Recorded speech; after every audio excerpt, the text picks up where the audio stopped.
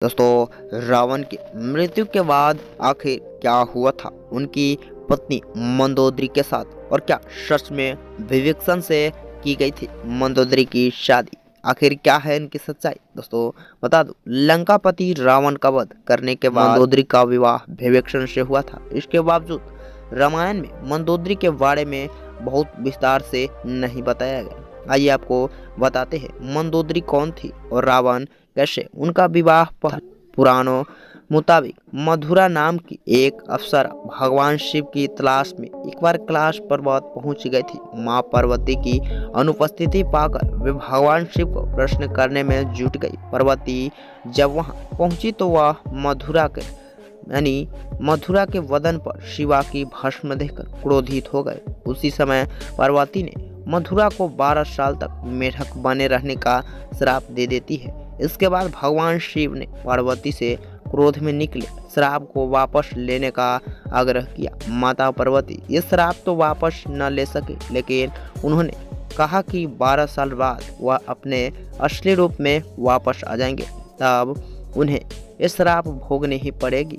असुराज महिषासुर और उनकी पत्नी हेमा, उनके 2 पुत्र मायावी और दुंदुभी बेटी के कामना के लिए तपस्या कर रहे थे। कैलाश पर्वत पर दोनों कई साल तक बेटी का कामना के लिए तपस्या करते रहे। जब उन्हें एक कुएं में मेढक की रोने की आवाज़ आई तो वहां गए और उन्होंने मथुरा की पूरी कहानी सुनी। मथुरा की कहानी सुनकर दोनों का दिल भर आया और वे तपस्या छोड़कर उसे अपने साथ ले गए। रावण की नज़र जब पहली बार मंदोदरी पर पड़ी तो उसने असुर राज को शादी के लिए प्रस्ताव भेजा।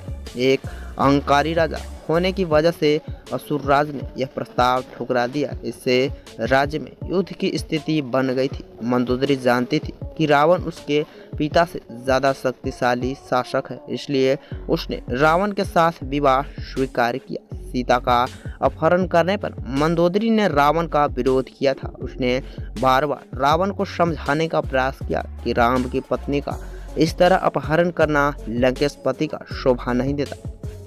हालांकि रावण अपने अहंकार और बदले की भावना में इस कदर चूर था कि उसने मंदोदरी की एक नहीं सुनी। आखिरकार रावण के बीच युद्ध हुआ जिसमें रावण मारा गया। रावण का वध करने के बाद प्रभु श्री राम ने विभीषण को लंका का नया राजा बनाने की सलाह दी और उन्हें मंदोदरी से विवाह करने का प्रस्ताव दिया। हालांकि मंदोदरी ने इस प्रस्ताव को ठुकरा दिया और खुद को राज्य से अलग कर लिया। कुछ समय बाद वह विभीषण से विवाह करने का सहमत हो गई।